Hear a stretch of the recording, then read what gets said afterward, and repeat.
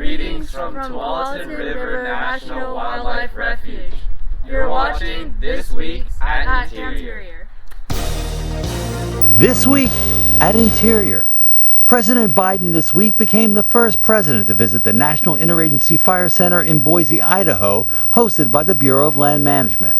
He discussed responses to severe wildfires and ways we can make our nation more resilient to climate change and extreme weather. Well, the reality is we have a global warming problem, a serious global warming problem, and it's consequential.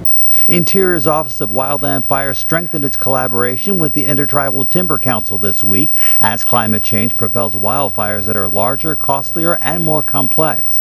About 6.5 million acres of Interior managed land sits in close proximity to tribal lands. Todd M. Beamer.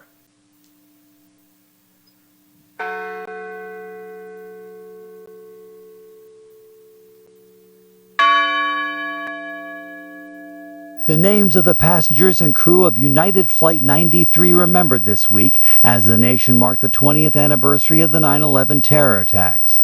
Secretary Haaland joined Vice President Harris and former President Bush at a ceremony in Shanksville, Pennsylvania, to honor their memories and all of the victims of September 11th.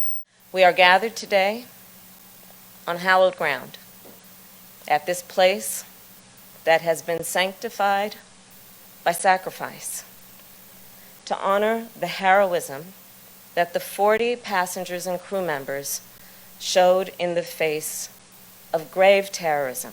We remember the heroes who made the ultimate sacrifice to save others.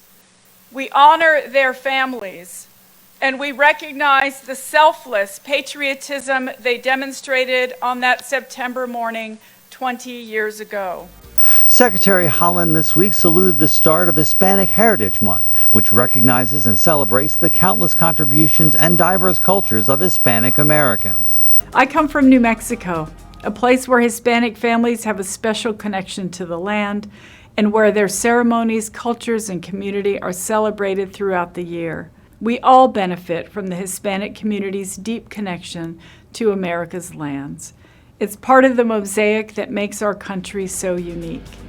The U.S. Fish and Wildlife Service is collaborating with the Association of Zoos and Aquariums to distribute $30 million in funding to animal and plant care facilities that experienced revenue losses of 25% or more due to the COVID-19 pandemic. The funding was appropriated to the service through the American Rescue Plan Act of 2021. Secretary Haaland this week congratulated the 2021 Abandoned Minelands Reclamation Award recipients in a virtual ceremony. Those awards represent the nation's highest achievements in abandoned mineland reclamation, demonstrating innovative techniques and outstanding results in restoring lands mined and left unreclaimed prior to 1977.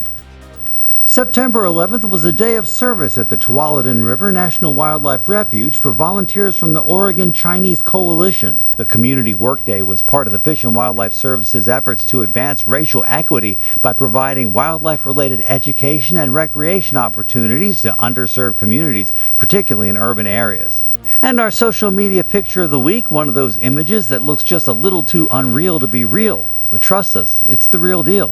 Millions of late-blooming wildflowers carpet the grassy landscape at Great Sand Dunes National Park and Preserve in Colorado, thanks to a dry spring and wet summer.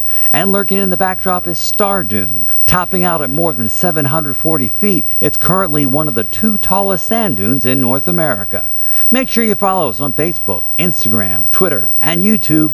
That's This Week at Interior.